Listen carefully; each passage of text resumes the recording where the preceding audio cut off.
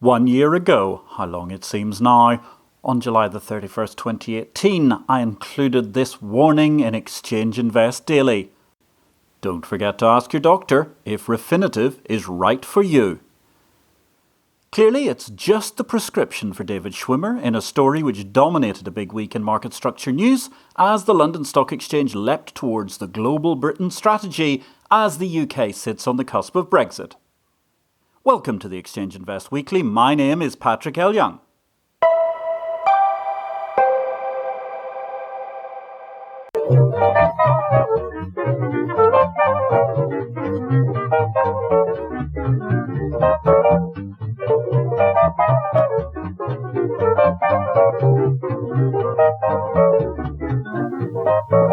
With rumours abounding over the weekend, London Stock Exchange Group itself stoked the speculation with a statement of confirmation that talks were ongoing about an acquisition of Refinitiv.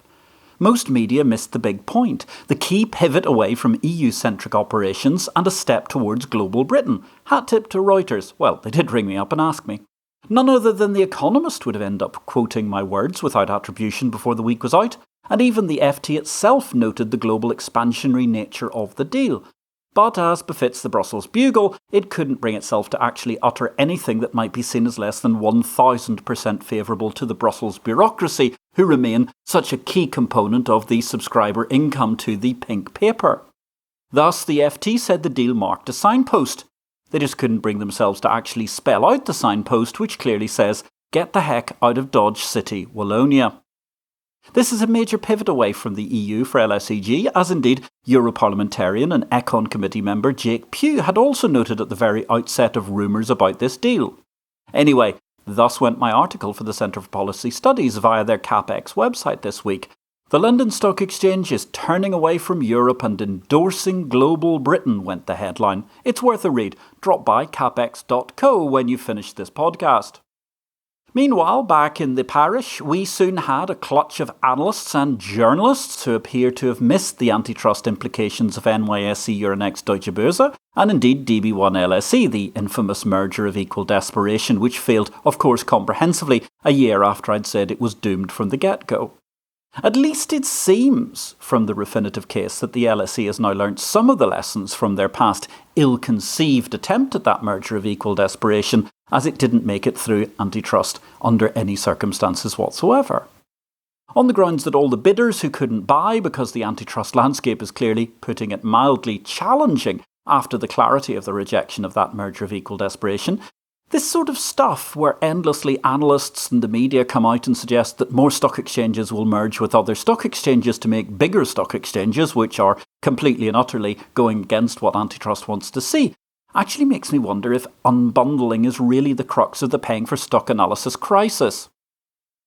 Quite who can buy LSE was hopefully put to rest by the announcement Thursday morning that David Schwimmer and his management at LSE intend to spend the next few years with their antitrust lawyers and, it is to be hoped, a bevy, a platoon, a battalion, well in fact a division of integration managers, albeit successful exponents of the integrationist art are currently as rare as hen's teeth at LSE. Or perhaps one might put it in their own group perspective, they're as rare as a modern LCH computer system. That might be a more apposite description. After a year in the job, it is clear David Schwimmer sees himself as another dealmaker, not a manager, which is a concern, given that sooner or later a lot of things need to be integrated properly. And indeed that £500 gorilla of a data vendor, Refinitiv, defeated 3 owners in a decade when it came to trying to turn it into a modern lean, mean machine. Therein lies part of the worry about the LSEG deal, and I will revert to this for subscribers in the daily newsletter Exchange Invest with more information in due course. If you're not on the mailing list, send me an email, patrick@derivativesvision.com, or drop by the exchangeinvest.com website. We'll be happy to sign you up for a subscription, and then you'll be able to get all the pith, such as this, every day in your mailbox from the Exchange Invest daily newsletter. Back to the LSE. The Wall Street Journal, well, they stated the LSE needs to prove the logic of buying Refinitiv. I would nuance that observation. LSE still needs to prove the logic it can refinitively integrate. Lots of teamwork talk to sweep away notions that David Schwimmer is merely mini-Zav in management style does not convince that LSE has the ability to tame this savagely bourgeois beast of unproductivity which remains in long-term decline, better known as Refinitiv. QV, I read an article in Forbes this week, which coincidentally happened to catch my eye at the same time as LSEG. Refinitiv was making headlines. What CEOs must do to avoid the 83% of mergers and acquisitions that fail. Coincidence? Meanwhile, for those pondering the fine art of investment, during the week I reproduced a single stock guide to investing. As Exchange Invest explained, the rules for trading LSE stock are as follows. 1. There will be a deal. Buy. 2. The deal has fallen through, so that makes another deal more likely. Buy. 3. There hasn't been any talk of a deal for weeks, so one must be coming. Buy. 4. They're doing a deal. Buy. 5. In case of 0.5, none of the above, naturally investors are advised to buy the stock and wait for something to happen between 1 and 4. However, I'm going to leave the last word of this week, for this deal will surely run and run and run, on LSEG Refinitiv to David Mercer, the CEO of LMAX Exchange Group, who coincidentally produced a fantastic set of results this week, record-setting results for the foreign exchange trading platform. This is 100% a market data deal which assumes that distribution will stay the same over the next decade. There you have a $30 billion risk. That was the mot juste of the week amongst the many millions of talking heads. Bravo, David Mercer. I mentioned earlier the excellent results this week from the LMAX foreign exchange platform. It was a huge week of results, rather frantic every day. We saw a bevy of results amongst them, SIBO, CME, Euronext, IEX, Fiserv and the Japan Exchange Group. They produced their consolidated results and made a couple of interesting announcements. They commenced the tender offer for the shares of TOCOM, the Tokyo Commodity Exchange, which we were awaiting. They said that the all-in-one bourse is set to open during the course of fiscal 2020, which should be a fascinating one-stop shop across the Japanese islands. Other people reporting their results included the Johannesburg Stock Exchange, the London Stock Exchange, who of course, did anybody actually remember what the results were once they said they were buying Refinitiv? Bursa Malaysia, the crowdfunding platform Cedars, which continues to lose money, Thomson Reuters themselves, the old remaining rump of what used to be a much larger entity before they got Refinitively separated, and also the Warsaw Stock Exchange. Of those that stood out, well of course there was LMAX, as I mentioned, twice so far, but there was also then the Intercontinental Exchange. Quite simply, never mind Christmas, I wish it could be the ICE Quarterly call every day. Data-rich, insight-driven, and with undertones of brilliance and a cool cam masterclass, this is why the ICE team remain years ahead of the opposition in terms of understanding their market, and indeed communicating it. It was a classic bravura performance. For all of those who were trying to ascertain why on earth Jeff hadn't managed to buy the wondrous, incredible Reuters business, he made it absolutely clear that he bought IDC in 2015. So in other words, by the time the other guys get through antitrust, he's going to be, well, about 8 to 9 years down the road, effectively, once they've done any degree of integration whatsoever with his strategy. He also managed to buy a very different asset, which gave him a different degree of functionality. And moreover, he put to bed the absolutely silly assertions in Agate Prop that the London Stock Exchange Refinitiv deal wasn't being shopped and therefore somehow or other was an exclusive. The truth is, everybody knows that multiple tiers of management over several generations, and indeed several owners of Thomson Reuters, of Reuters, and even of Refinitiv, have all had conversations with the major exchanges, and clearly, for many reasons, as he put it himself, Jeff said he just couldn't make that deal work for the ICE shareholders and the Intercontinental Exchange business.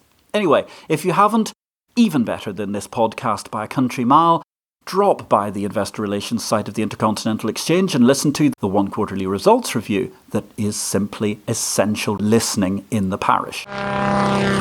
Welcome, we have a new publicly listed parish piece of infrastructure. The Tel Aviv Stock Exchange, TASE, had a very successful IPO this week. Local investors seemed fairly apathetic, but overseas interest was remarkably brisk. This was a business where, of course, they have a central core shareholding of a group of people led by Manikay Partners, the Australian hedge fund, whose leading partners used indeed to be directors of the Australian Stock Exchange until a few years ago. That syndicate must be looking very pretty now, as ultimately the stock exchange itself, TASE, managed to reach a $200 million valuation before the first day's trading, which saw a healthy 30% premium. Michael Spencer was in the headlines twice this week. He was praising the government of Boris Johnson, which has arrived in the UK, and indeed we certainly have that outbreak of leadership carrying on. Who knows, with a Freeport strategy and much else besides, we may yet see an outbreak of government from the UK after, well, many, many years where it's been becalmed.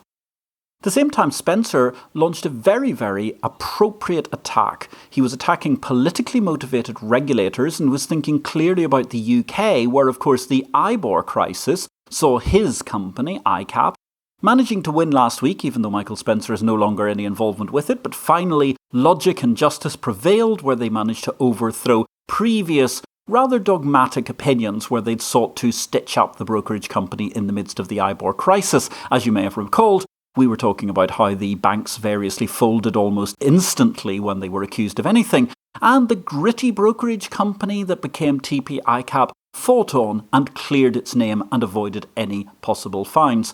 We really owe Michael Spencer some debt of gratitude from the parish for this. Hopefully his knighthood, if not a peerage, is on its way to him soon for his many services to the parish. So from the fearless guy, we move to, well, an interesting aside, the fearless girl. The fearless girl sculpture has been much discussed around the world. A replica has appeared even in Europe in recent months and visited various cities, including London and Warsaw.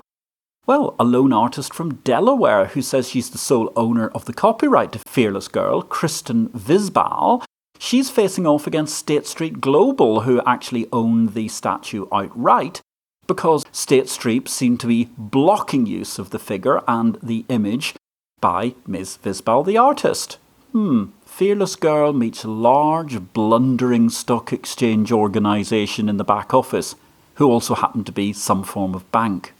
Has to be said, in terms of diversity arguments, whatever the precise facts are here, this presents an ugly optic for State Street, where it had sought to be a champion of diversity.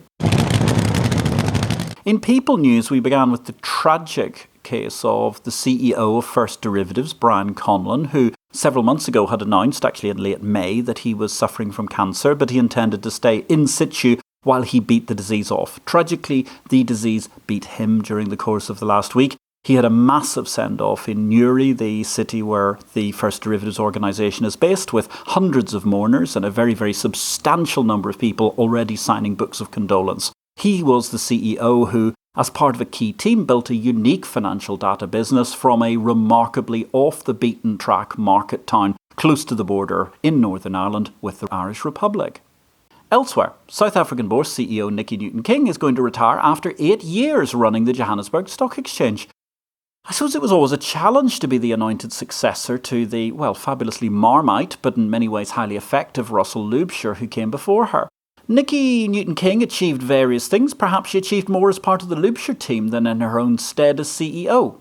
Her successor is a very interesting figure. Leila Fourie will return from a spell in banking in Australia, having previously been the executive director of post-trade and information at JSE between 2012 and 2016. All the very best to Nicky on her retirement, and all the very best to Leila Fourie when she assumes office in the autumn. In product news, Curve Global have launched some finer price ticks for intercommodity spreads. There's an interesting video if you drop by the Curve Global site. They're reducing rate trading costs in every possible way they can manage, and they've managed to get, in this case, some of the ticks right down to 1/10 of a tick where you're doing different kinds of spreads. Very, very interesting and innovative competitive activity. Long may it continue. Meanwhile, in Egypt, they've taken significant steps to deepen their money, derivatives and capital markets. The Central Bank of Egypt, helped along by the EBRD, have introduced the Cairo Overnight Interbank Average. I suppose they couldn't actually introduce the Egyptian Overnight Interbank Average, as somebody else already uses the name Ionia.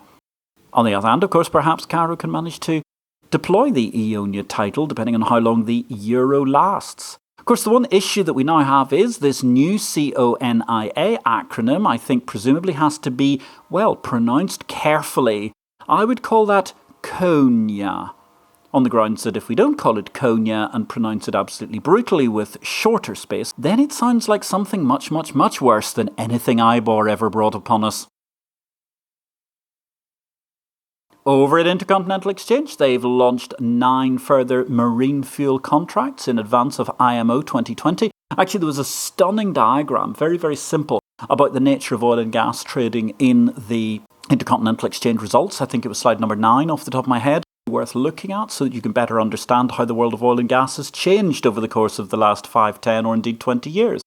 Meanwhile, over at Clearstream, DB1 have launched a buy-in agent service for their CSDR. Doesn't sound terribly exciting, but actually it's another element in what is a very, very intelligent strategy, gradually finding the sorts of services around the outside of the CSD which it actually makes more sense to offer from the CSD company rather than relying upon a potentially more expensive intermediary bank. Long may it continue, long may Clearstream carry on with these sorts of interesting innovations. Oh, and incidentally, no, we didn't hear anything from Euroclear during the course of this week because, of course, as we know, Goldman Sachs and others are trying to shop the shares around at the moment to see whether there ought to be an IPO. Clearly, they may be having a rethink after the LSEG Refinitiv deal. Over at the Baltic Exchange, they've started tracking shipping emissions, an interesting new departure from their purely freight data, which they've been accumulating over the course of 265 years. The BRM, the Romanian Commodity Exchange, had their first contract concluded on their gas forward CCP platform. Meanwhile, the first industrial-grade hemp exchange for institutions has been launched by Pan Exchange out of Colorado, and there was a story suggesting that Predictit is the prediction market indeed, which owns the market for 2020 presidential election betting. Let's see how that goes all the way through to November next year. In regulatory news, some interesting snippets. The China FX regulator is seeking to relax exchange rules for commodity futures markets. Hooray! Meanwhile, the European Union has been, playing the protectionist card again. Why do we talk about Trump? I mean, actually, when it comes to financial protectionism, when it comes to parish protectionism in the world of exchanges, nobody is currently more active, more assiduously active than the European Union. Terrified as they are, paranoid indeed, that the United Kingdom might be A, allowed to Brexit, and B, actually might be successful in making Brexit. Therefore, the European Union is looking to strip some 5 countries of market access rights. Absolutely ludicrous. They're involving countries such as Canada, Brazil, Singapore, Argentina and Australia. Later, I believe that Singapore actually put out a statement saying that they thought that they were going to escape scot-free.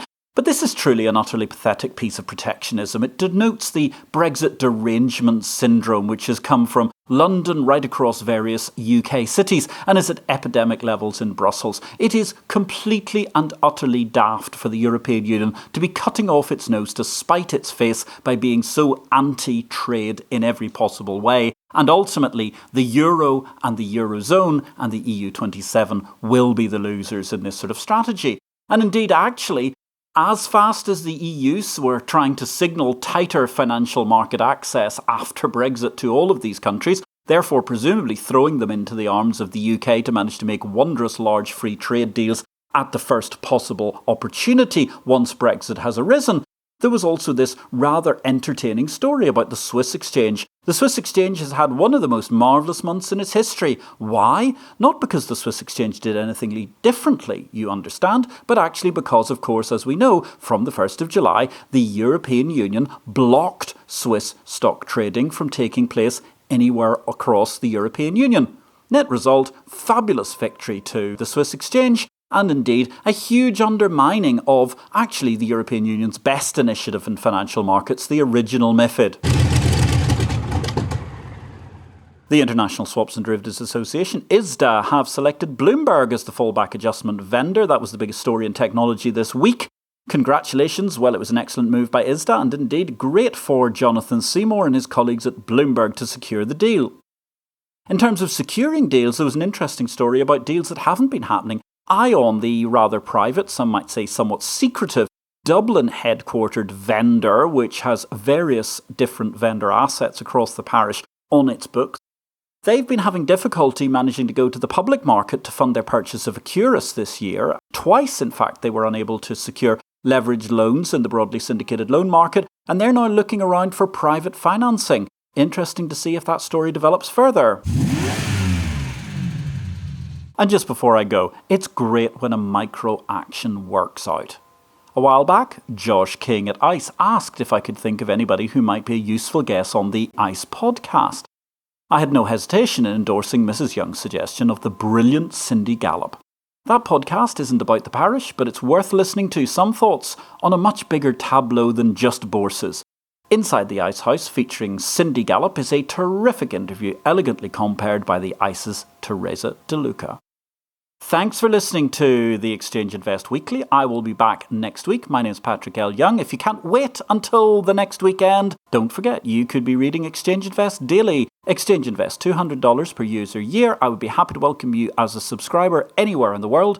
Email me, patrick@derivativesvision.com, or indeed go to the website, exchangeinvest.com. Finally, if you have a chance, do please feel free to drop by the various websites and leave some feedback about this podcast. I'll be delighted to hear from you directly, patrick@derivativesvision.com, or alternatively, feel free to say something on one of the appropriate sources where you might have been listening to this podcast. Next week, I'm sure there'll be more in LSEG and Refinitiv, but much, much else besides as well. Thanks and have a great week in markets.